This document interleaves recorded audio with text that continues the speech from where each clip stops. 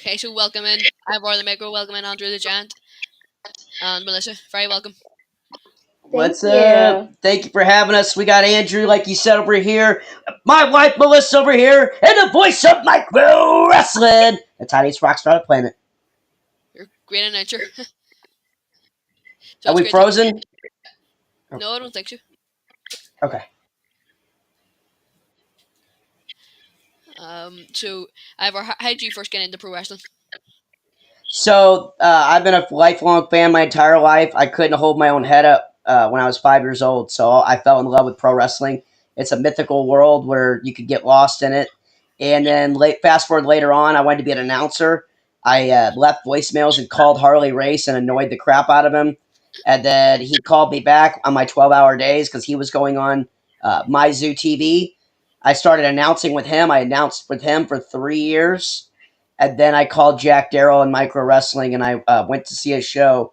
And Jack handed me the mic and said, "You need to go rev this crowd up." And I go, "I don't know what to say." He goes, "Just wing it."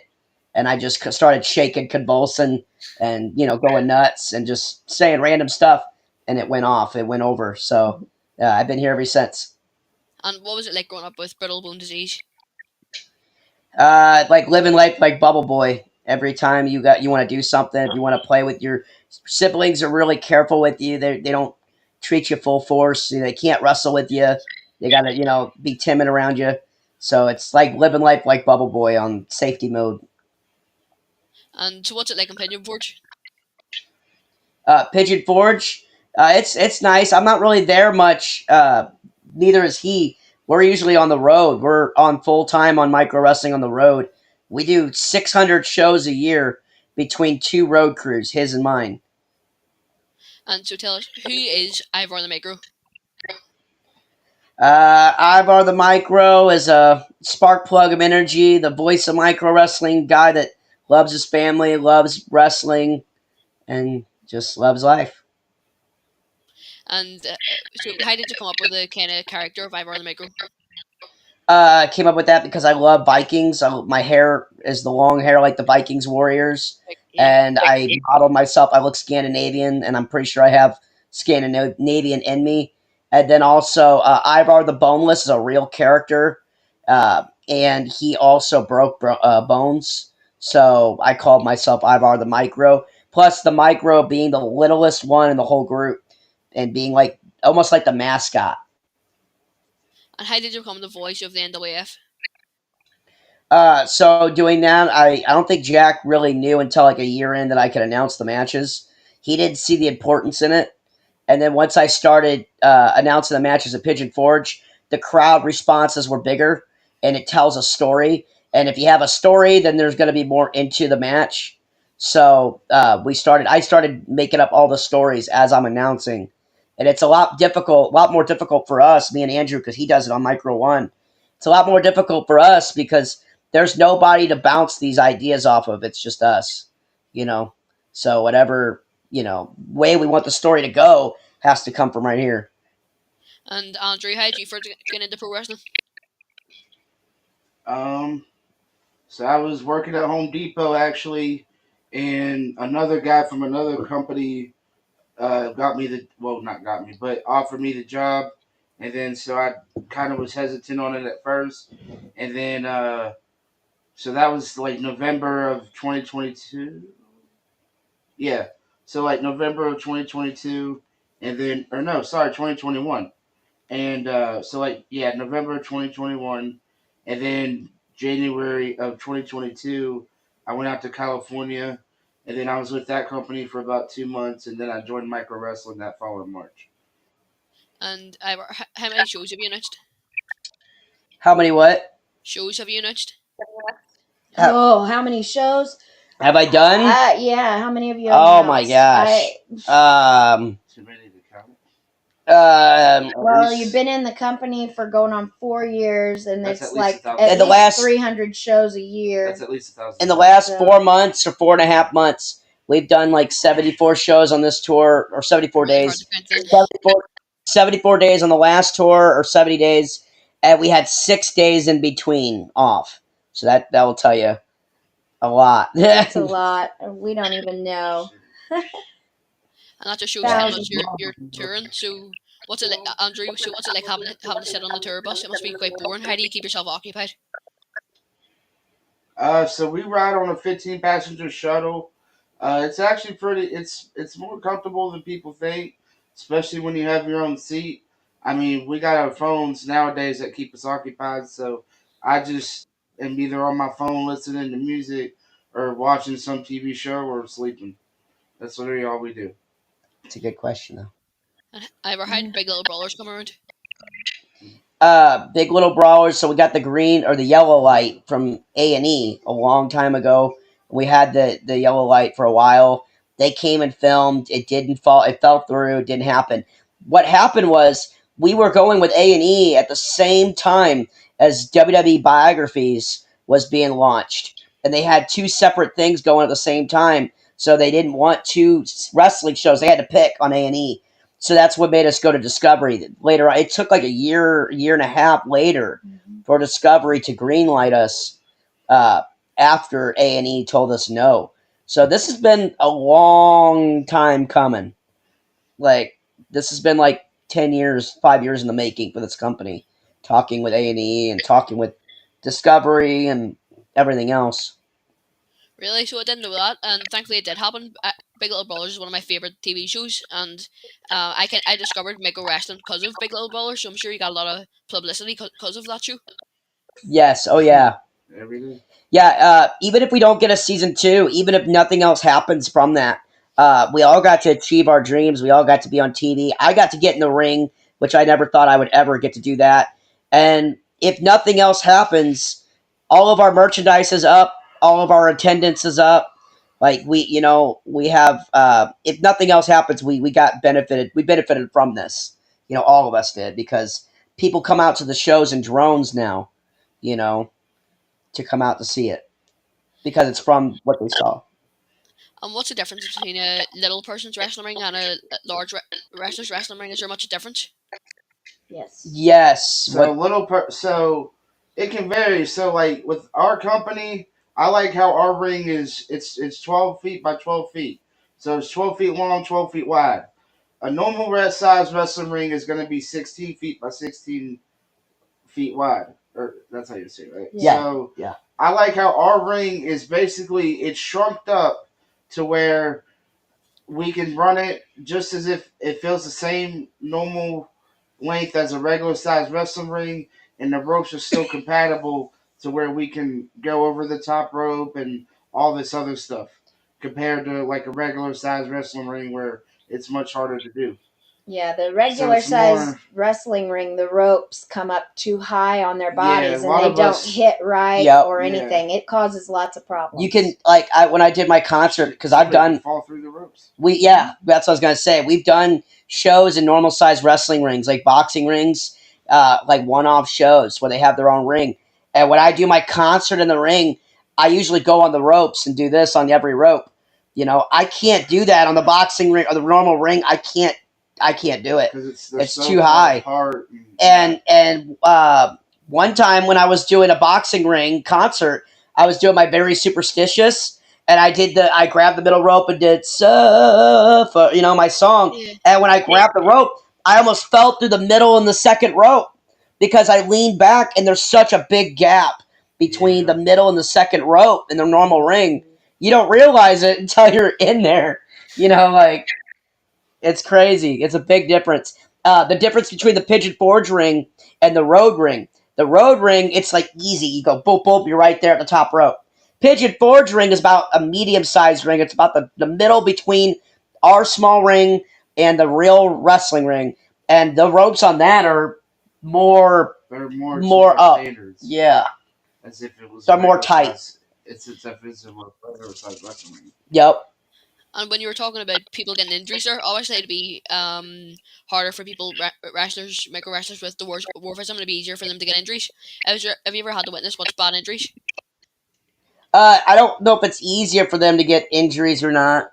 I'm not sure. I mean, we've had injuries. I mean, you're going to have injuries no matter if you're a dwarf or not. But But they're not common. They don't really have special injuries that happen. If you know what I'm saying. The big thing is like when they're not wrestling, they're carrying poles. So it's a lot of work outside of just the wrestling part. Yeah. But like we had a couple injuries big this year. We had Carolina Reaper hurt her leg. She's still recovering a little bit. Oh no, she's wrestling. Oh, she's wrestling again? Yeah, she's wrestling. Oh, she's wrestling. Okay. And then Jamaica Joe herniated his disc last year. Dom hurt his ankle. JJ Reckless got hurt. JJ had a concussion. And then there's a couple injuries, like big injuries. Things happen all the time. And then on the road, we do 300 shows a year. So somebody will be out. They'll be hurt for a whole week. And you got to try to mix the matches up and get, plug people in. And, sometimes I have to go after intermission to fill time, or my concert, I mean. So it's just plug and play, trying to figure out how to fill the shows when you have guys that go down. And it must be so hard planning for all that. That's why I really respect the micro wrestlers. Yeah, thank you. I love these guys. I could never do what these guys do in the ring because there's so many injuries. I mean, it's a lot of pain. Even if they're not injuries, they're always wrestling hurt because you do 300 shows a year. 100%. So you're always hurt in some way. I've got a few comments coming in here. Just let me read them out. What's the farthest place you've toured to? Asked Wrestling Insider. Farthest place, I guess. Maryland, Delaware, Wisconsin. Maybe, yeah, somewhere like that. Florida, Delaware. No, we're just all over the place. I do Delaware, Maryland, Wisconsin, Michigan. So we go pretty far north, and we're like in the mid-south of the United States. We're in the state of North Carolina, and we travel all the way to Maryland, Delaware. New York. Spartanburg, PA. That's like a 12-hour drive. That's crazy. How far you have to travel, like? Yeah, we drive a lot. And TZS Videos asks, give us one word to describe each of your characters. Passionate, I guess, would be the Spitfire. Passionate. Yeah. Do you want to describe each character in one word, or just the group? I think he means each character. Each character. That's what I was thinking. So Psycho, he goes by his name, Psycho, and that's pretty much a given. Yeah. Pinky is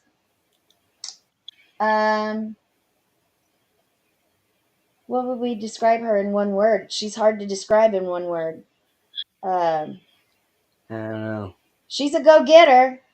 She's out there and she's boisterous and she's not afraid to get in your face. She's more scary. She likes the whole fighting. I always said when newbies come in and they'd get picked on and stuff, I always said that I'd be more afraid of Pinky than Little Show and all those guys. And TZS Videos asking another question. Ivar, do you have a figure? Like my role model, or? Yeah, I think that's what he means. Or an action figure. An action figure, I think he means. I am in talks with, actually, it's funny bring that up. A few months ago, I was in talks with Ted DiBiase Jr. And Micro Wrestling didn't end up coming to an agreement with him when they talked. But like I said, my contract's up in this July, and I'll be an independent worker for a while. And when that happens, I'm thinking about calling him and doing it's a 3D printer, and they make wrestling action figures. And he said he would do a scan for me and everybody here for free. That'd be so good. Ivar the Micro wrestling figure. Yeah. He wanted a new line of action figures shrunken down in a 3D printer called Micro Brawlers. Basically like what they have out, but those are fuzzy. These would be actual shrunken down Micro Brawlers. But because we're micro wrestlers, it would be a moneymaker, I think. But they couldn't come to an agreement. But when my contract's done in July, I'll be able to do that. Do you have any rituals you do before the show?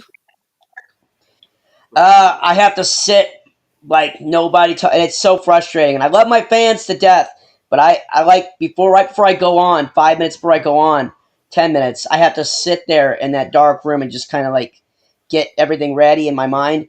And every time somebody will talk to me or start a conversation, I'm like in the zone, and they're I'm like, like give me 5 minutes. Because you got to get in the zone before you go out there. You got to. He does his quiet reflection time, and then he does some stretches so he doesn't hurt himself climbing the ropes and stuff during his concert, and just stuff like that. He definitely does hot tea and honey, and every night. Yeah. So every night. What do you think's the formula to make a wrestling success? You got to have people passionate about the entity. You got to have boss and ownership that listens to you, and you got to have people around the boss that know either him himself or people around him that know the wrestling business. And you got to have people that don't play any favorites. You can't have favoritism. I think favoritism kills the wrestling business, and 9 out of 10 times. Favoritism and drama, that's the two things that kill them. People that get mad about their spot not being where they're at, or somebody else, yeah. And would it be fair to say that the micro wrestlers are like a big extended family on the show?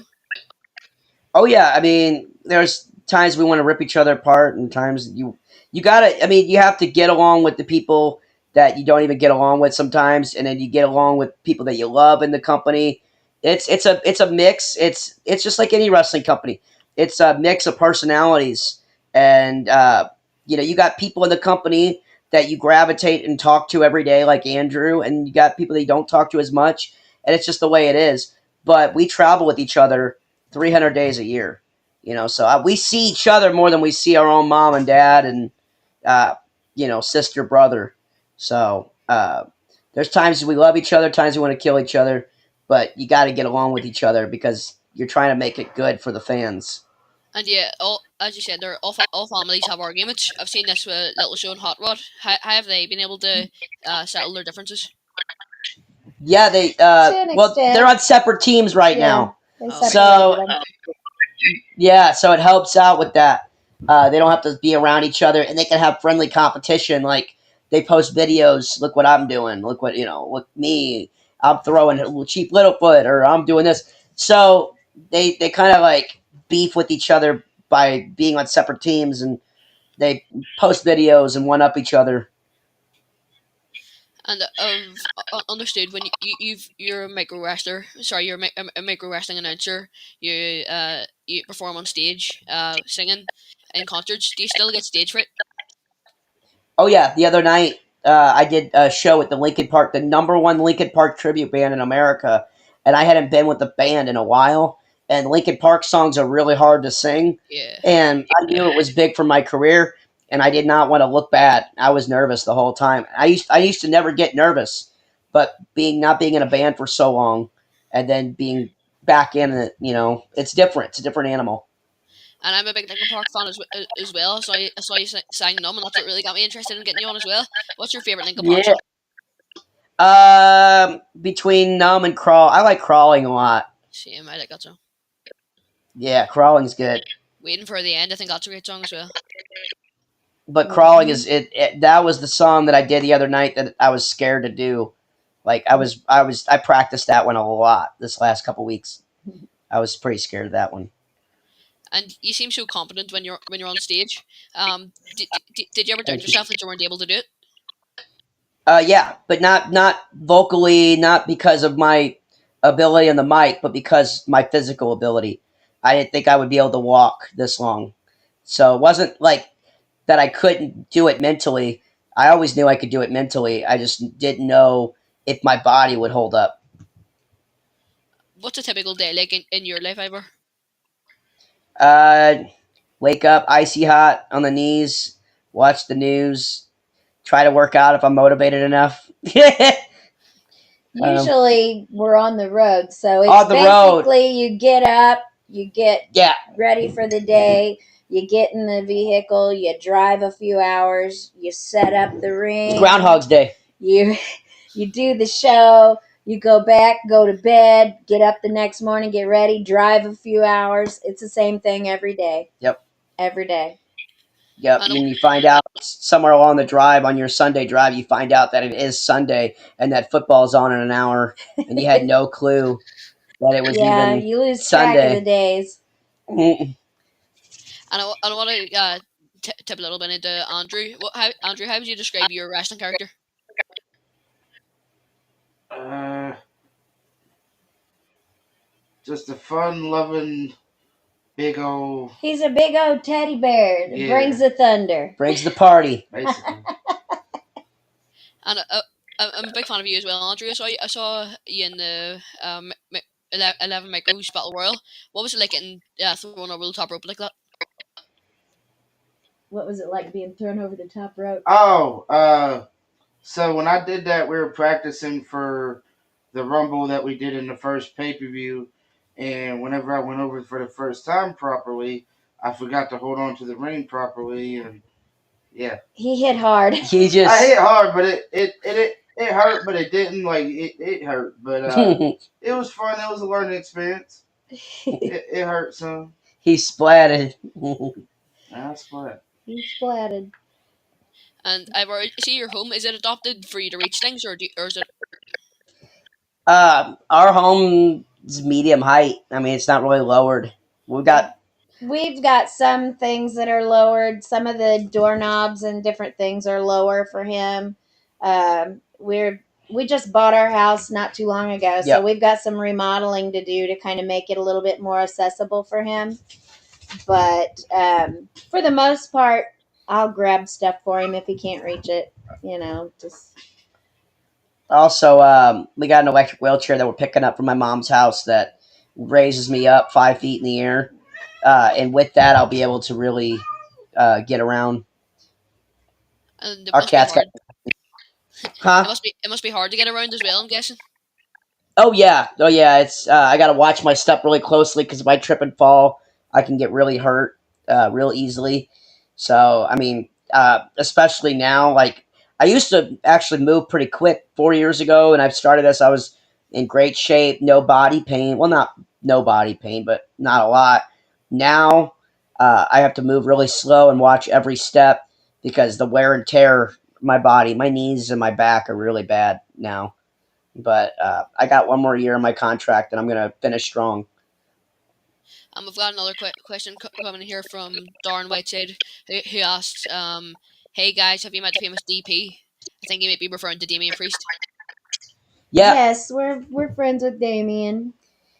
yeah. Got So pictures with him and stuff. He comes to micro shows. in Orlando, yeah. So he comes to shows, and actually, when we were doing our thing at the show, they were on the stage. All the wrestler people that came out, the WWE guys, and she sat next to Damian Priest. He pulled her a chair up, and she sat. She said anything for Mrs. Ivar, and she got to sit next to Damian Priest the whole time.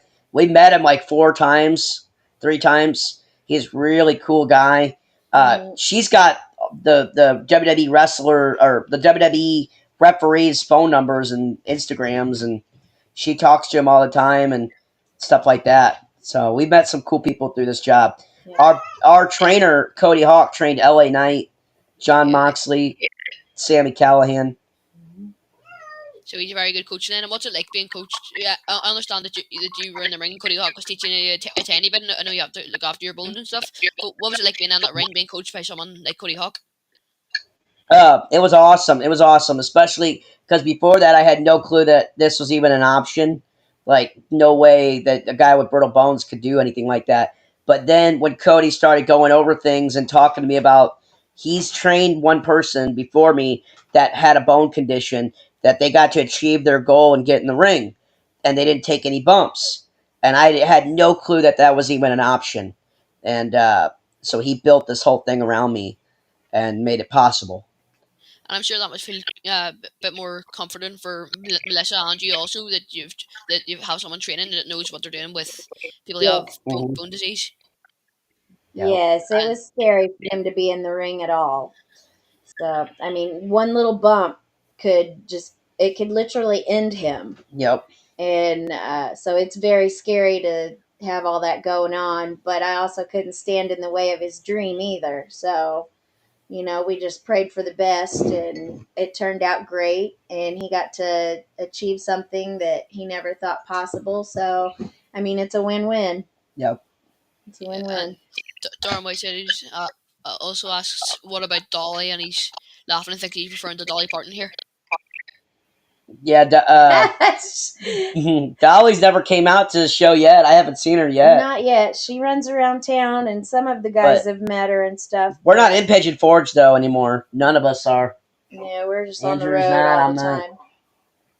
At least I don't know time to. Psycho and Pinky and Baby Jesus and Little Chola and Micro Tiger and all the ones with kids. Nate the Gnome, and all of them are in Pigeon Forge. Mhm. But the rest of us we're on the road. Yeah. We make more money on the road. So. And also, we've got a question coming in here from Steve Savage. That's a very good question. What happens when the contract runs out? I'm gonna start doing my own thing as an independent contractor. I'm taking companies like independent wrestling companies that are reaching out to me, giving them my rates, and I'm going to do wrestling shows with them, and just doing what I do, but an easier schedule and not 300 shows a year. And in these 4 years of me giving everything to you guys, I have not been home. I have and I know that sounds cliche, but I mean I haven't been home at all. In the last 4 years, I grilled last 2 months ago. We were home for 6 days, and I was grilling up outside, grilling steak, and I was crying because I realized that I hadn't done that in 3 years. Just grilled. I just been going hard, and my body, I want to have something left for my family to walk to with my, grandkids and nieces and nephews. Yeah, 100%. And you want to be there for them guys as well, I suppose. Yeah, and I definitely am still not done though. I'm still taking in independent contracts. I'm still doing I'm doing motivational speaking with Shriners Hospital. I'm also doing a band as well. So I'll be still singing and making my own music and stuff. So and Comic Cons too. Comic Cons? Are you going to be doing Yep. signings and stuff like that? Huh? You going to be doing signings at Comic Con? I'm gonna do Comic Cons like meet and greets, like sit at a table and sign Awesome. autographs and things. Yeah. Be so cool. And Andrew, what's it like being the biggest micro wrestler? It's kind of cool because people, they always like the bigger wrestlers and everything, even with me not wrestling. But it can have its challenges. But I mean, it is what it is. And Wrestling Insider asked, Ivar, are you the smallest micro? Andrew, are you the biggest? Yeah, I'm the biggest. I'm the second. I'm the smallest majority of the time. I'm not the smallest when Wendy Ferguson is around. She's 2'9", isn't she? 2'11". She's funny. She's a comedian, and when she's around, I'm not the smallest micro. She's the one that does like the interviews and things on the pay-per-views that you see. Yeah, but she's a little gal. She's not even 3 foot tall. So. And I understand But that she when is hilarious. yeah, sorry, I don't. So what Andrew? What does the MWF mean to you? Huh? What does the MWF mean to you? What does NWF mean to you? Oh, micro wrestling means everything. I mean, it's helped me evolve in life. It's brought me family, like forever, and it's just made me a better person. Made me realize it just helped me. Ever since I joined them, I just felt like I've been doing better in life. And Ivar, so when you go to micro wrestling, do you kind of feel more of a buzz when you get there and get to see all the guys that you haven't seen in ages? Because when you were going on tours, Do what? What was your question? so do you sort of like get a bit of energy and get more excited when you see the guys you haven't seen in ages when you were on tours from Micro One? Oh yeah, it's great. Yeah, because like I said, people don't realize how many shows. To give a perspective of how many shows we do more shows than AEW and WWE in a year Right. combined. It's We crazy. we do, But yeah. we do like to see the other Yeah, groups so when the we other get the group is chance and because we stuff. never get to see them ever. Like we do our thing and we go 3 months on end and then we take a week off. Once a year. And when we take a week off, everybody goes home to their family immediately. So nobody sees each other really. It's until they do the meetups. It's It was a year since I last seen y'all. yeah, Yeah, it's been almost a year since yeah. Andrew's been around. Because we just been on the grind for the last 6 months. You know. And I've And realized that the micro there was the first ever micro wrestling pay per view. It was kind of like a survivor series between Micro One versus Micro Two. Yeah. I was listening to your commentary on it. You and Jack work so well on commentary. What's the key to having an amazing commentary? It's just got to have chemistry. You got to have somebody that's leading the charge. The cool thing about Jack is he knew that I had the experience and he didn't have experience in doing this, so he let me have the reins a little bit to do like I kind of led the charge, and that was really cool. I knew that I would never that I could lead the charge and never get really talked over or anything, so that was good. You know what I mean? Yeah, you gotta know what you're talking about. Yeah, and Jack knew that I had the knowledge to do what I needed to do to get this over, and so he kind of let me run the show, which was cool. Yeah, and Scenic Spox asked, "Do you watch the shows on TV?" Yes, yes. You mean WWE? I don't know what he's referring to. I think he might mean the micro wrestling pay per views. Oh yeah, we watch all those too. But what people don't know about me is I'm such an avid fan that like, and Melissa will tell you when we get done with the shows and we go back to the camper, we're catching up on AEW and NXT and Monday Night Raw and SmackDown. I'm still a fan. I'm still obsessed with wrestling. I'll be watching Survivor Series this Saturday. And earlier when you were talking about Melissa helping you reach stuff and things like that, and having your house adopted, how much does Melissa mean to you in your life? She's the best. I couldn't have. My career would have been a long time done without her, and my life as Dylan, not as Ivar, has been better. I'm okay with retiring. I wouldn't have been okay with retiring. I would have ran my body into the ground because that's all I had was Ivar. Now I like my life here, so I don't want to not be able to walk. So but she prolonged my career. I wouldn't be. She did so much for me that I wouldn't be able to walk and do all this stuff now. And especially in this last year, there's times where she has to carry me into the ring, you know, just to just for me to get to the ring. She has to carry me to the ring because I hurt so bad. And that must be great having support with Melissa in your life. Hmm. Must be Yep, amazing. she's the best. Yep, And she is the best. Andrew, Yeah.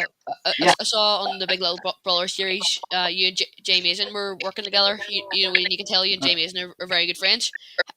Is Jay Mason a good support for you? Yeah. Jay Mason very good. Jay Mason just keeps it very real. He does not sugarcoat nothing. He doesn't. He'll tell you what he's feeling. He'll tell you what he's thinking, and he will not hold it back. He does not care how you're gonna feel about it. He is just keeping it real. But at the end of the day, he's doing it because he cares. Yeah, But it's all out of love. nah, Jay is definitely a big part of my life, and I think if I got married, he'd be one of my best men. Is how close he is to me. Yep. Yeah, he's a good dude. Yeah. And Melissa, when Ivor got injured, remember in that training session with Cody Hawk, Hmm. how did you feel? Um, She I was shit. was a mess. I was upset, Mhm. and I in my mind the whole "I told you so" thing is playing. Because we were concerned about him getting in the ring in the first place, Mhm. but it turned out to be just a small injury, and it wasn't anything too terrible. So I I just kind of had a stiff upper lip and said, "Okay, you can get back in the ring, I guess, if that's really what you want." But it was Mhm. it was pretty scary. Mhm. And Ivor, when you brought the idea to Jack about you doing a performance in the ring, he sort of laughed and says, "We'll stick you in a cage, and you can jump off the top of the cage." Um, Yeah. how did you convince him to sort of let you do a performance in the ring? I think he knows how big of a wrestling fan I am. I mean, the I reason think I'm Cody kind of and Cody stepped in. Cody and helped stepped with it, in and too. said and put it in Jack's ear that he had done this with other disabled people before. And that's what made it a possibility. And then I think also as a businessman, Jack knew how big it would be to have the guy that obsesses over wrestling with brittle bones to get, it'd be a big moment if I could pull it off. And then, but yeah, I had no clue how big the moment would be until I covered the 1, 2, 3, and the everybody filed out, uh, because and even when I got hurt, when I went down, I had to get back up because I knew that this was going to be the only time I was in decent enough shape ever to do this. And how I feel right now and how I'm walking right now, I'm very happy that I did it because I couldn't do it again. I mean, I'm hurting bad, so I'm glad I did it. And Darren White said, ask the question again here. What's the chances of guys in Ireland? Do any of you guys have any Irish ancestry? Yeah, we were just talking about that before the show.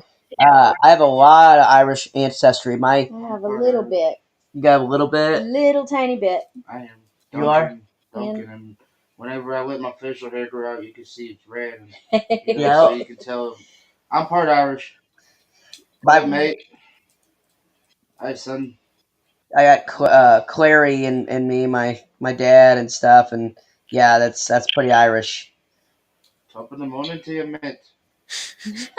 That's good accent. See, I can pull it off. Crazy boys. Irishman. And seeing you have Irish ancestry, would you ever, what we're talking about there, do you have any plans of visiting to Northern Ireland or Ireland? Oh yeah, no, I that's a dream vacation for me and my wife. Definitely, like we want to go. No, sure. Mate, I don't know. That's a dream vacation because uh, my grandfather's been there a few times, and that's like his end all be all place to go. He loves it. I think it'd be cool to go over and have like a legit Irish beer, like from Ireland. I wouldn't mind just doing like a Comic-Con over there, just a meet and greet, just a sit, or like playing anything. golf or something, like just hitting off the driver because golf is famous in Ireland. Yep. Or even see see the people that wear this kilt. Actually, you guys got some big Viking fan at one of my dream vacations, but then I saw the price of it and I was like, I don't know, it's expensive.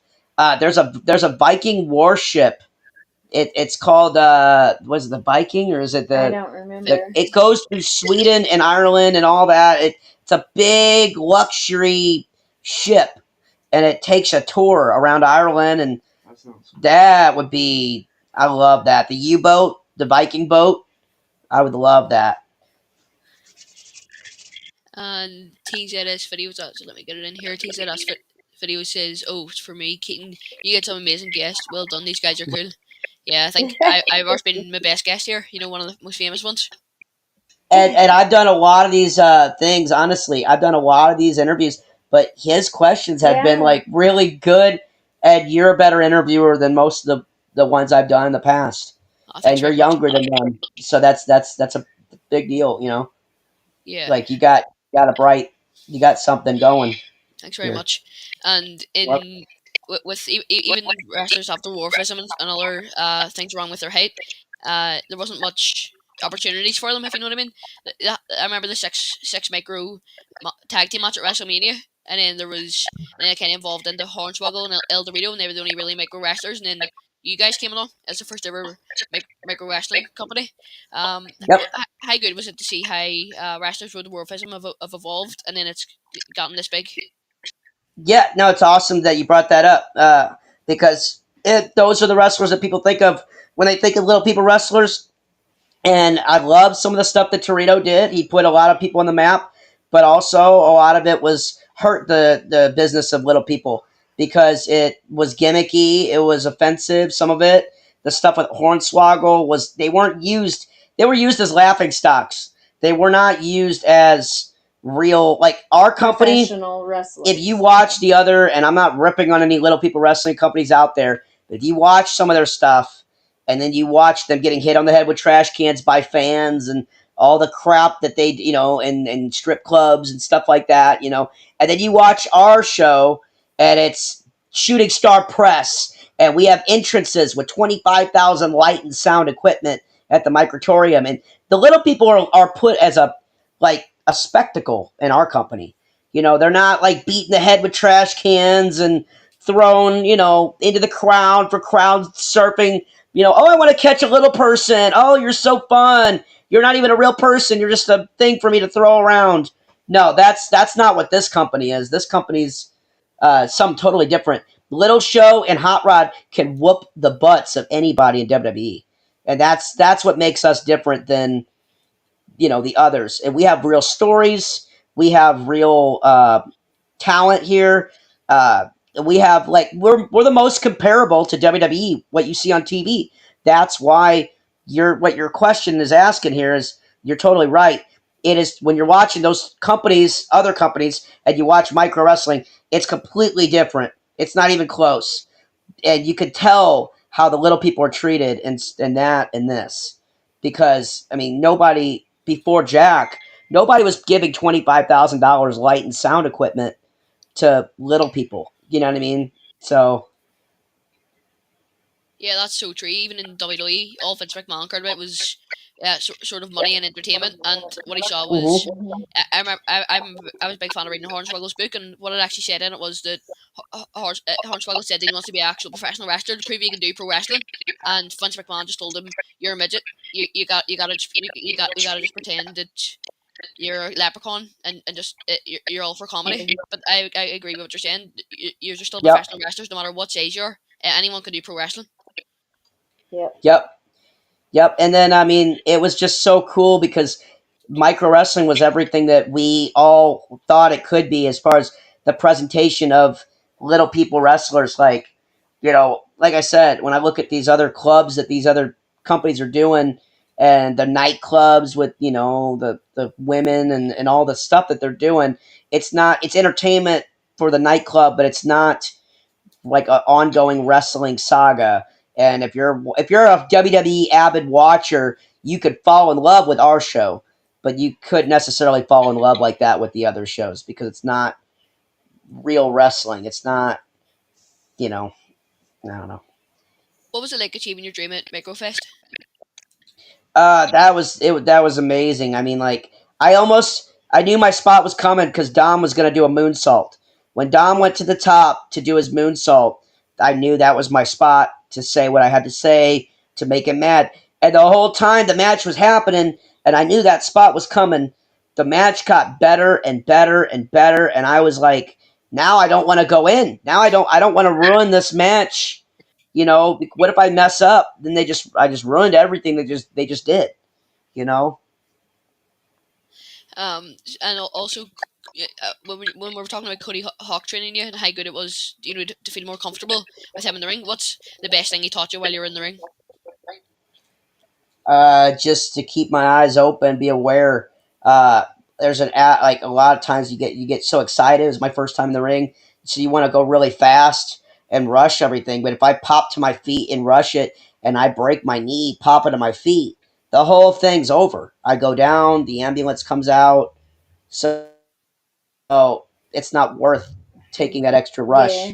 he told him slow it down, feel what you're doing. Hmm. It'll come natural to you if you slow down and just let it And when I happen slowed and down on ride the it. army crawl, when I You know. slowed down and focused on the army crawl and didn't rush it, I had more breath and more focus. And when I got up to pull myself on the ropes, I got my legs up farther up in the real moment than I did in practice because I slowed it down and I had enough energy to do it.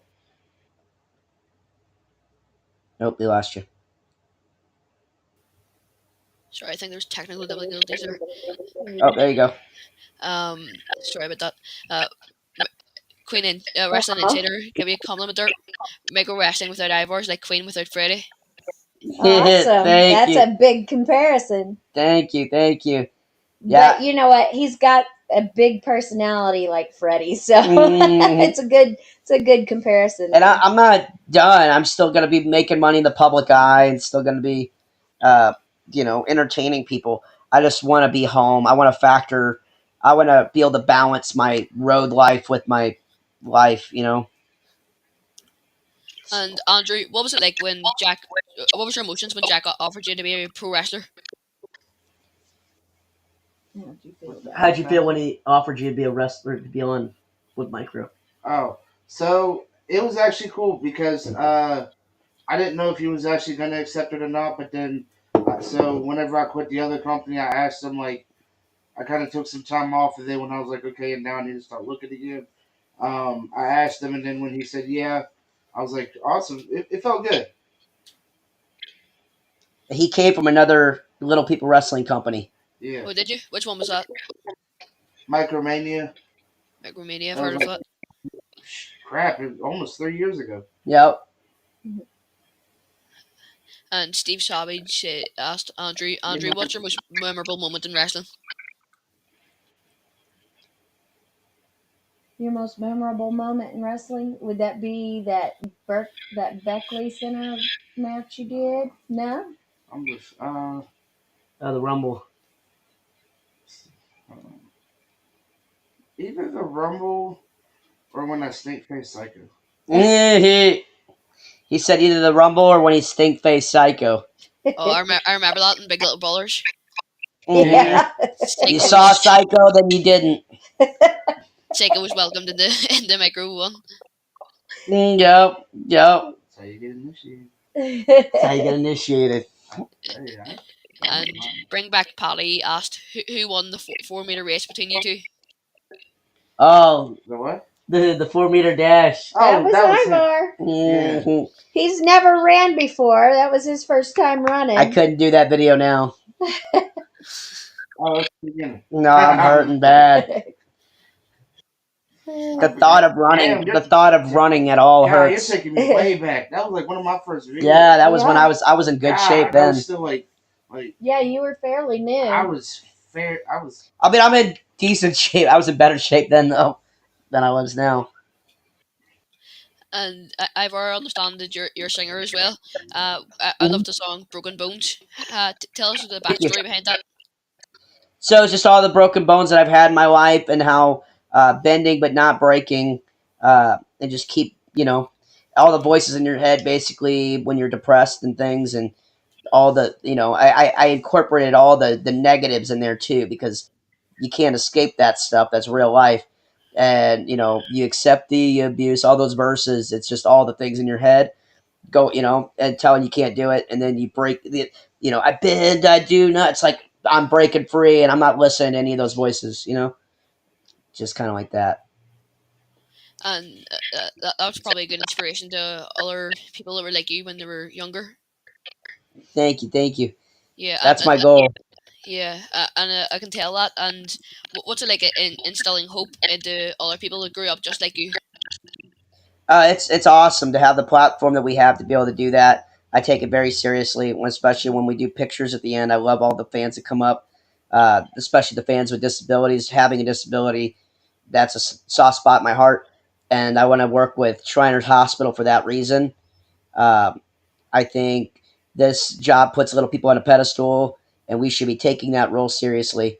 And it doesn't throw around little people; it makes them superstars. So I take that role seriously. When I see fans and other fans that are shunning those disabled people, I make a beeline to them. And also, I'm sure your shoutouts have inspired lots of other people. What do you think is the most inspirational shoutout you've done? The most inspirational what? Shoutout that you've done? Shout out? Yeah, you know the way you done them shoutout videos. The cameos. I did one for a high school. There was one that was a person that was really depressed, and I told them how great they were and fired them up and to believe in themselves. And then there was one where I fired up a high school conference wrestling team. They were going for their state championship, and I was like, Ivar believes in you, and I did my whole rock voice, and I was screaming into the camera, basically firing them up. and giving him a pep talk. Um, and then the other one wasn't a cameo. The other one was I got done telling my story in Virginia Beach, and the security guy, 300-pound guy, comes up to me and cries and hugs me and says that he had a gun and was going to kill himself. And the story coming to the show made him decide not to. And Must feel that, so you know what I good for mean? you as well. Yeah, that's real stuff right there. Uh, it And caught me off guard at the time. I didn't know what to say, yeah. but And yeah. Steve Savage said super inspiring team, especially when people have written you off. Yeah. Thank you. Yeah, I used to punch my numbers at self checkout at Target. He used to work at Home Depot. Mhm. You know, she used And to work at a plant. Car factory. Yeah. when you look at micro wrestling, you have definitely the most popular micro wrestler of all time, Hornswoggle, and then Yep. you guys are getting more popular as well with Little Show, who's been there for years, Jay Mason, who's one of the originals. Who do you think's, in your opinion, the best micro wrestler of all time? Whew. Like I would athleticism consider- or character. Just I suppose an all round wrestling with character, with skill, who sort of has like it all, the it factor. Who would you say? I can't consider Oh, Hornswoggle as a man. micro wrestler. I don't consider Hornswoggle a He was micro more of wrestler. just a. I think our guys he could was tear a- him apart. Yeah. 100%. Yeah. I think Zach Presley would tear him When apart. it comes to technical wrestling, hell yeah, I'm saying the wrestling part. Yeah. If we're putting it down to the technical skills of best wrestling, it's either Little Show, because he knows Little just Show. about everything. Little Or- Show or Hot Rod. Baby Jesus. Baby Jesus is Jesus pretty is gifted. good. Baby Jesus is probably the best bumper in the Yeah. business. He'll make you look like $1 million. If you want to look good, you know, if you're a first time wrestler or whatever, and like Baby Jesus is fun to wrestle with because you could look good. Mario is another good one. He throws around himself pretty well. Hot Rod, athleticism and pound for pound strongest, I would say, is Hot Rod. Mario's just small and fast. Who? Mario's just small and fast. Yeah, Mhm. Mario is small and fast. Yeah. Heavy I Metal don't Mario. know Is about this, What? is this Heavy Metal Mario you're talking about? Yeah. Yeah. I in the last 3 years, as far as a baby face and a heel, and I mean, super good. Zach Presley is one of the best guys we have too. He's been playing a heel. very underrated. Zach Presley's very good. He's been playing heel for a while. Yeah. And TZS Videos says, "Whoa, what a legend! Really making a difference in people's lives." Awesome. Thank you. That's Thank the you. goal. That's the goal. That's the goal. ultimate goal at the end of the day. It's not the money or the fame. It's touching people's lives and making a difference is what the goal really is. Yep. This Carrick, is just sorry, a platform. sorry, you're trying to speak there. I said this is just a platform to get eyes on him so he can do the inspirational stuff. Yeah. So, I mean, that's what's really important to us. Carrick and District Pool League says, Melissa, do you have any roles in the company, like selling merch or promos, etc.? I sometimes help carry in the ring and help with setup. I help set up some of the entry door tables and I help with some of the merch stuff. I keep all the stuff that goes under the ring. I take care of it, like the weapons, the wet floor signs, speaker poles for the sound system, all that kind of stuff. I take care of all that. Yep. And I was the nanny for a while. Whenever we did have kids on the road, I was the live-in nanny for the She kids. watched Psycho Pinky's baby and Chola Tiger's babies. And how was that as a role? It was fun, but it's really hard to have kids on the road. Yeah, so it's best that they're in Pigeon Forge now. It's not a place for kids. It's just really hard for kids on the road. We tried to make the best of hotel rooms. It's not an easy lifestyle. They have no friends. They're in a hotel room their whole time. It's not a place for kids. And Andrew, what's your most memorable moment at a micro wrestling show? Hmm. At a show, Yeah. um, one I can't say, and Mm, then I have to say, um, I just love I just love having shows that go very smooth. Like the commentating's good, the wrestling's good, the crowd was into it. Like I'd say that's usually a memorable night for me.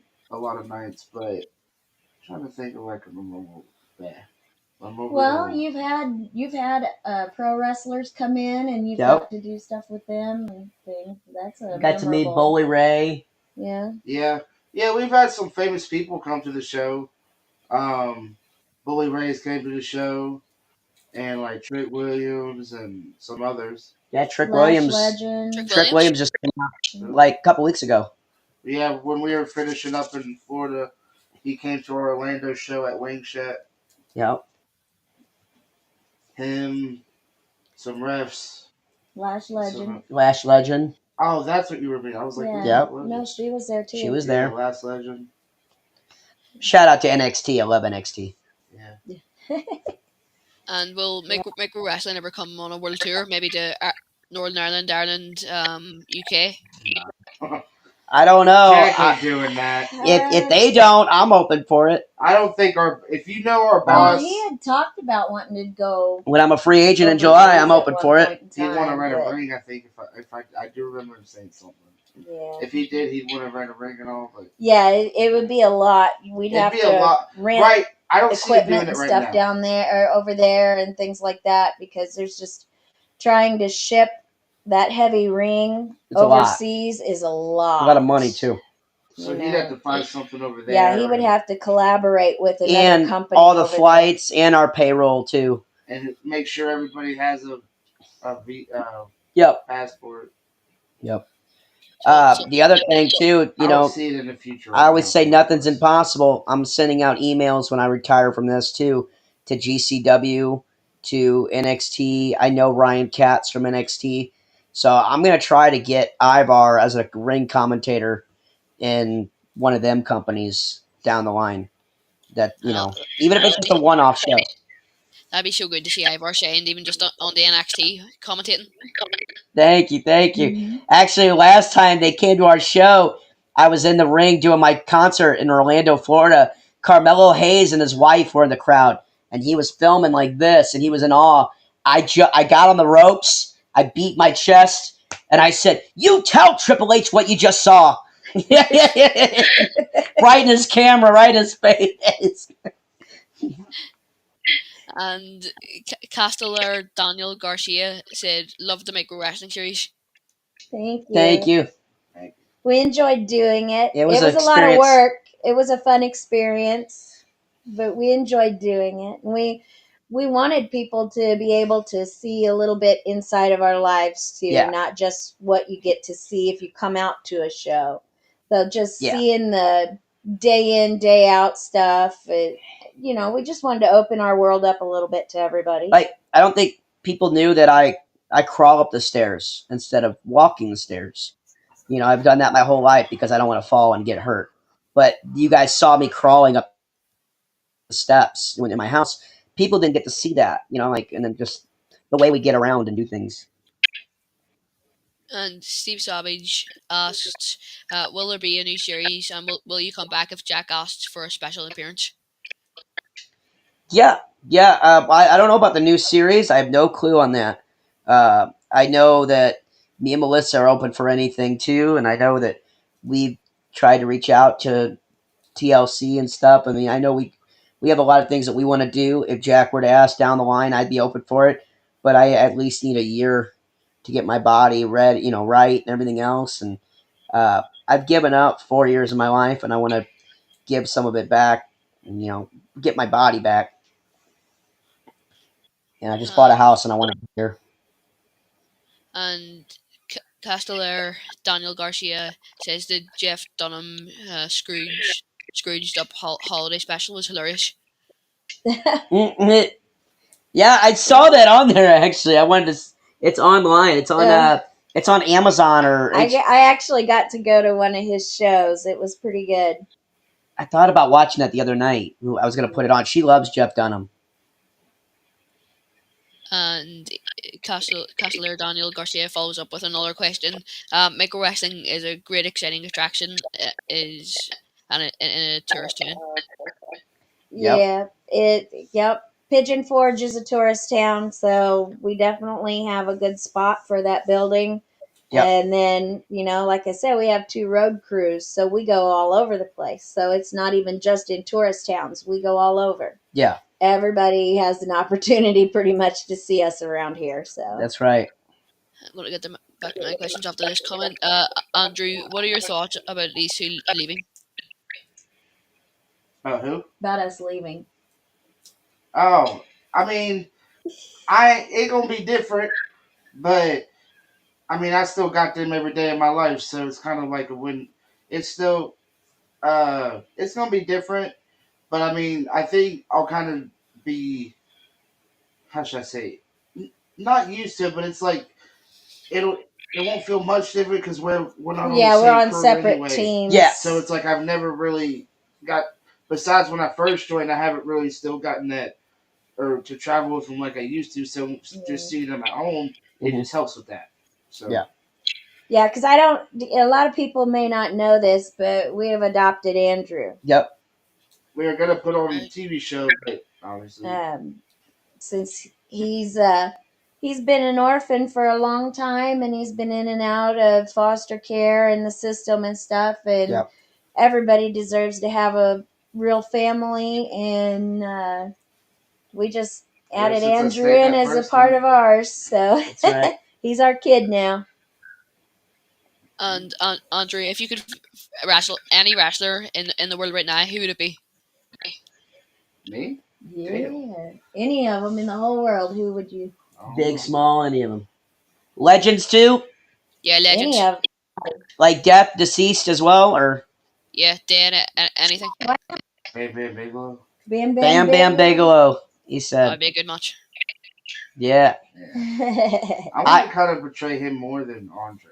I think Bam Bam is more entertaining, in my opinion. I always said Andre's big. I get it. Andre's tall and French and all this other stuff, but Bam Bam's more entertaining to me, if you ask me. Yeah. Because that's why he was agile. He was like the biggest man that nobody could do what he could do. Yeah. One of the ideas I had when Andrew came in was they gave him a singlet and everything and the giant gimmick with like Andre. But one of the ideas that I had, even though you didn't have the hair for it, was Yokozuna. With that would have been awesome. I think it would have been it would have been a big pop. Just hot rod and show her going at it, and you're distracting him, and you're on the apron, and he's like, "What the heck is this?" And you throw salt in his eyes, and he's blinded, and then Jay's my Mr. Fuji. Yeah, oh, Jay could be Mr. Fuji. That'll be awesome. That'd be such a great storyline. Huh? That'd be such a great storyline, wouldn't it? Oh yeah, it would be great. And Jay is such a good, he's so funny. He would be a good Mr. They play Fuji. The heel too, so Jay could. Jay would rock that. Jay would do a good heel. Jay would rock that. And Carrick Pool asks, Melissa and Ivar, you have the biggest hearts. Love you guys. I love your family, Andrew. Mm-hmm. Thank you. Thank you. Thank you. Thank you. I do. Castellar Johnny Garcia asked, you really take some serious risks while wrestling? Yes. Yeah. Like I said, I wish I could wrestle every day. I wish I could get in there. If I would actually, I'm kind of scared if I could wrestle because I know how much I love wrestling, and I know you would do too much. I know what I would do in there to give for the entity. I'd probably get myself injured in there. Yeah. But because I know that my love for wrestling is so intense that I would do whatever. I'd bleed. I'd do whatever to put it over. You You take a know, lead drop from in a trash can from the so it's top kind of of scary if I were to be a wrestler. Actually, And I understand you were quite big in Harley Race's company as well, who's a legend in pro wrestling. You were an announcer there, so you've announced in loads of different pro wrestling matches, thousands probably. What do you think is the best match you've ever announced in? honestly, for me, when I used to announce for Harley Race and World League Wrestling, it was Night of Champions. It was Harley. It was Leland Race, the legacy Leland Race, with his father Harley in the electric wheelchair as his manager, getting escorted down to the ring, the main event, against the national treasure Nick Aldis and Camille. I called that match as the main event. It was emotion on emotion because Harley, he died a week later, and he was in the electric wheelchair, and he was battling with pneumonia and everything else, and that's what ended up killing him at the end. But when he was there in the electric wheelchair, he had his Harley Race jacket on from when he was Vader's and manager, and it was just, I mean, so much emotion. Like you knew that you were watching Harley Race go down the ring for the last time, and you knew that it was his Leland and his dad were like this, head to head, forehead to forehead before the match. Like, I'm going to win this belt for you, Dad. It was for the NWA World Title, who Harley Race had that 8 Yeah, times, right? That was legend his in belt. NWA. And Leland had his head on his head, like, I'm going to get this back for you, Dad. It was such a cool, like, it was awesome. It was just like I had goosebumps. I had goosebumps thinking about it. It was great. Yeah, I've never even heard of this, but when you hear about it now, that sounds like one of the best matches, one of the best storylines I've ever seen. Which one? That match you're The match that talking you're talking about there. As far as not as far as athleticism in the match, it was a good match. It was okay, but as far as story and like big build up and what it meant for Harley's company, because that was the biggest match. I mean, it was for the NWA World Title, and that was right before Harley died. It was right before wrestling got put back to Wrestling at the Chase in St. Louis, which is the first. They just opened it back up, but it was such a big deal for St. Louis, where I'm from, and it was like 1,500 people there. It was packed. I mean, it was like the building was sold out. It was a small building, but it was to the brim. Jimmy Hart was there. Um, Adam Cole was there. Ryback was there. Um, I can't remember who else. Scott Steiner was there too. Scott Steiner was nice to me. He was kind of a jerk to other people, Yeah, I've but heard. yeah. And when you talk about Harley Racer, you can tell you're very passionate talking about Harley Race. What effect has Harley Race had on your pro wrestling career? Oh, it was huge. I mean, I just left those voicemails just like, oh, I'm just a funny kid that's just trying what he can. Maybe, maybe not, whatever. What do I have to lose? And then Harley, a year later, 4 days, 5 days a week, leaving voicemails and things, almost a year later, when I'm at my job at Best Buy, I get a voicemail, and it's the legacy, Leland Race. Give me a call back. Just got your voicemail. I can't pay you nothing, but we're doing one time a week at the studio. I need a commentator, and we're about to go to Mizzou TV because that's where Missouri football plays. And they're about to get a contract on Saturdays. And it was just a small budget television show, but it was still a television show. And he said, I can't pay nobody to do it. I don't know what experience you have, but you called me, so let me bring you in. So I called him back. I couldn't believe it. I drove an hour to Troy, Missouri from where I was in St. Louis. And I made that drive once a week, working 12-hour days, like every week. And Wrestling Insider asked for all of you, who are the most famous wrestlers you've met? The Rock The Rock. will be the number one. I met him in a Make-A-Wish. Sting is my end all be all. That Sting is the reason Sting's the reason I watch wrestling. When I was a kid, Sting was my favorite. Still is. And then I met a lot of wrestlers. Like Samoa Joe was awesome. Kurt Angle was awesome. What about you guys? Salmon. Sandman. You got to meet Sandman. And then you also got to meet Arn Anderson, right? I didn't grow up to nothing, so I don't count that. I seen Bully him. Ray. Yeah, Bully Ray. Um, We've had LA Knight come to our shows. He met Trick Williams. We had Dominic Mysterio came to our shows. Damian Priest came to our shows. Well, when I was in high school, the wrestlers came to the schools and did Yeah. performances. So I got to meet Macho Man and Ric Flair and all of them back in the day, and we had some pretty cool stuff go on. When we Ric were in Flair school. could have been put in jail. She was underage and she kissed him. He kissed me. Mm, Let's get that straight. You heard it. You heard it on Keaton's talk right here.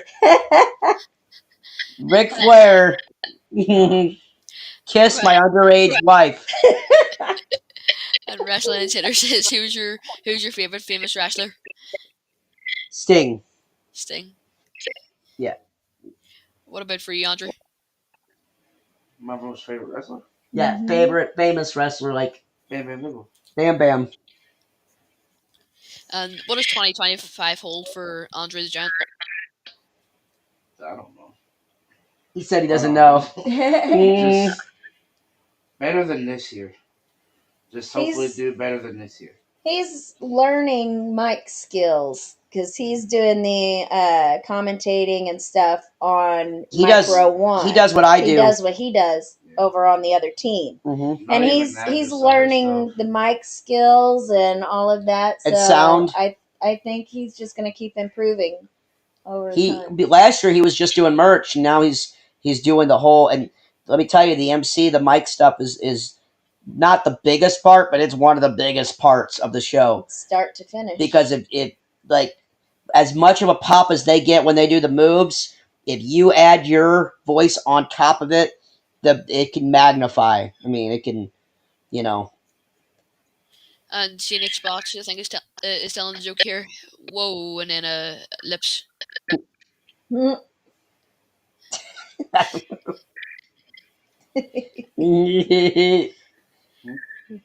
It's And a then wow. They did a kiss to you. Oh, Mhm. okay. Mm-hmm. and then Jason Clotfelter says, if you had the chance to work with WWE, what would you do? Oh yeah, I would definitely do it. It'd be announcing, whether it's ring announcing or managerial would be fun too. Any way to get involved, but obviously the announcing would be the best. There's something to be seen, and that's like physical. A hype man would be cool. For Huh? me, just something to be seen and physical. Something to be seen And physical. and physical. Yeah. Like, just don't just be there to be there. Even if Manager it's just alongside the ring Yeah, or be a something. part of- yeah, Somebody's valet, Yeah, something. just something. yeah. You can lay your hands on others. Well, the cool thing about being us, me and him being commentators is like if a WWE, a normal wrestling promotion is going to use little people. I mean, I'm being honest, super honest here. Me and him have better chance to do stuff like that because they're going to use, you know what I mean? There's more of a place for a Yeah, talk, that kind of a ring announcer, Yeah. you know, Yeah, than. guys gave us the skills that what people would. Yeah, because it has to fit the storyline with little people in WWE, you know, and they don't have any. And then the tempos of how to talk or when to talk and music Mhm. and stuff like that. But I'd love to be somebody's manager, maybe even it's like their mouthpiece, not like out in the ring all the time. But Melissa, how did Ivar propose to marry you? My name is Ivar the Micro. Do I tell that? what? How did you propose to me? It was on Christmas night. We were at his mom's house. We were down in the basement just hanging out and In the hot tub. in the hot tub, and he just said, "I want to marry you if you want me," and I was like, "Well, yeah. How could I not?" So then we had And to wait forever before we could actually get married. So because of our work schedules and things like that, we just didn't have any time to do it. Yeah. So it took a while, but And this is a question for all of you. We'll start with Ivar. Do you get if say you're walking down the street, would someone stop you and ask for selfies all the time? It not all the like it does happen quite a bit, not like all the time, but it happens. The other day in the downtown area here where we live, we got stopped a couple times. But it takes people time because when I'm out and about, I'm in a wheelchair usually. Uh, so it's harder to recognize sometimes in the wheelchair and not standing up, you know. And then Andrew, does that happen to you sometimes? Yeah, so usually, because we're out about 2 to 3 times a day, and usually we'll probably get recognized at least maybe once a day, if not at least every other day, and it's mostly now the show from the TV show, but it still is TikTok a lot of times as well. Mhm. But yeah, so And it definitely always happens.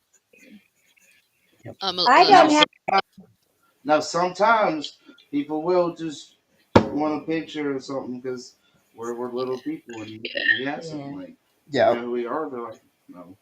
Mm. Like, "Oh, well, no." I don't get it as often as they do because I mean they're very recognizable. I'm just his wife, you know, No, not you are a anything big part of it. major. Big part, big. But I get people once in a while that want pictures with me or pictures with both of us or whatever. And a lot of times, though, I get, "Are you Ivar's wife?" So I'm Mm. like, "Yeah." That's when they're, "Oh my gosh, where is he?" You know, it's all about him. I heard you say before. I think it was in the documentary or an interview before that you're marrying your best friend. What what's the best things about being Ivar's wife? The best things about being Ivar's wife. Oh my goodness.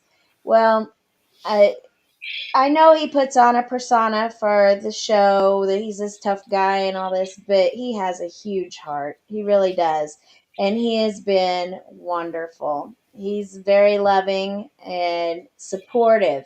He has my back. I know if I'm not in a room and somebody says something, I know he has my back. That's You right. know, he's just, when he's loyal to you, he's loyal to you, you know, and he does have a big heart, and he's very loving. I was married before, and I have children and grandchildren, and he accepted them in and loves them like they're his own. And you know, it's been wonderful. That's right, big. And Ivar, what's the best things about being Melissa's husband? She's the most caring, biggest hearted person in the world. She does everything selflessly for everybody else, and she never thinks about herself or puts herself before anybody. Uh, she's the best. She does a lot for everybody else. Doesn't ask for anything. And Ivor, what advice would you give a young trainee wrestler only starting out in wrestling? Uh, you better be willing to have the grind of a couple years, or you better be willing to go through the struggle of the upcoming, and you better be passionate about it. Because if you don't love it, Yeah, you have to have a passion and a love for it to do it you're gonna because get it burned is out. time consuming. It is just all consuming. You don't have a life outside of wrestling when you become a wrestler Yeah, or become involved in the company. As you know, especially if you have one that does all of these traveling and these shows and stuff. Because there's no time to take off for somebody being sick or yeah. somebody passing away or anything like that. Them shows are still booked, And your you life is know. no longer your life anymore. If you get to the big global spot, like, and you're well known, you got to really be careful. And your life is not your life, like I said. So, like Braun Strowman, for example, a good example. He was at an airport. He just did 300, 290 shows in the year or whatever. Super tired. Never sees his family. Probably had a couple deaths in his family that he just missed the funeral to. I know from experience with my grandmother. And some dude was harassing him right when he came off the plane and in his face and asking him questions and this and that. And Braun snapped on him. And to the audience on Facebook, it's like Braun snaps on fan at Yeah. airport, and like, oh, the people that made you. Well, how could you do that? That the people that made you who you are. And all I think about is he missed Christmases. He just missed birthdays. Somebody probably just died in his family that he just got a call about, and he's on the road. And now he's doing 290 shows. He probably didn't get any sleep. He's got a flight all through the night, and this dude is in his face the second he Mhm. gets off the plane. I, if you would have asked me 5 years ago, I would have been like, "Oh, what a jerk." Now, I don't know. You know what I mean? Like, there's you give so much, and then people don't understand that you still have to have something for yourself, a life. You know, And and Andrew, yeah, what advice would Yeah, you give to a young trainee wrestler? just to advise any wrestler. Yeah, Yeah, yeah. new wrestler coming in Okay, so for basically, training. mine would be in this business. You either got to take it, you got to take it fully serious. If you're not 100% committed, you might as well not be committed at all because you're gonna have to take a lot of sacrifice and a lot of sacrifice and a lot of determination, Mhm. and just prevailness, push through, and uh, just be ready to give up a lot, you know. but just push through. And But there's rewards. There's a yeah, lot of I was gonna reward. You say, do give up a lot, but there are also rewards. Yeah, It's right, I'll say if you just keep but pushing through it and get where you want to be, then yeah, the reward will be worth it. yeah. I mean, To where you don't have to. you get the crowd, and like us being disabled our whole life, and then you get 1,000 people chanting your name.